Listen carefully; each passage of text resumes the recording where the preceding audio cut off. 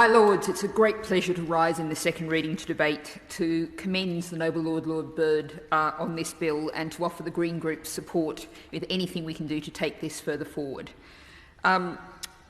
Walking down this morning to the House, I was listening to a podcast called Big Biology, and Professor Kevin Gaston from the University of Exeter talking about the ecological impacts of lighting relating to a debate in the Environment Bill earlier this week. And he was talking about the interactions, the fact that the way in which we have lit up this planet is causing trees in many places to leaf out a couple of weeks earlier. We also know that the climate emergency is having similar effects. But he was asked, how do those two interact? And he said, I just don't know. Now, the Noble Lord Mackay of Clashfern said the future is difficult to predict. But we do now have knowledge that we may not have had in the past, that human actions on this planet are having systematic, extremely deleterious effects, and they're interacting with each other.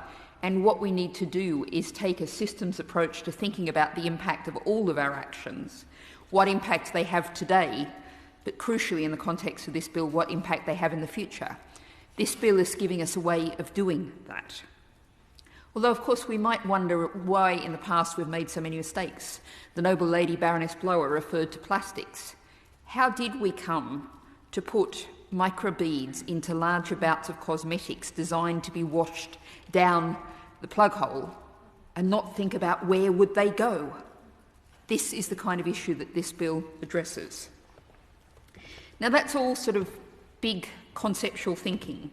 Can we do this practically? Well, again, the Noble Lady Baroness Blower referred to New Zealand, and they have the living standards framework that guides everything that the Treasury does in New Zealand.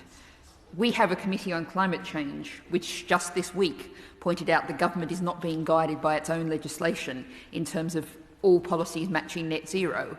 Again, this bill is another way of getting at these issues and making sure that they are law.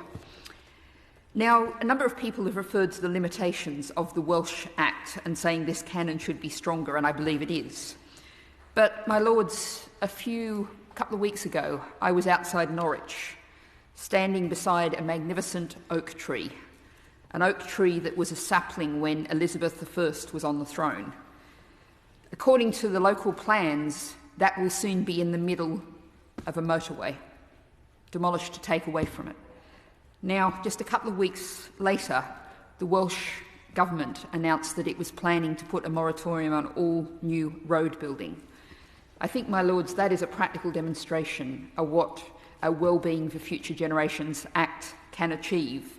As another Noble Lord said, a change in thinking, and that's what we so very desperately need.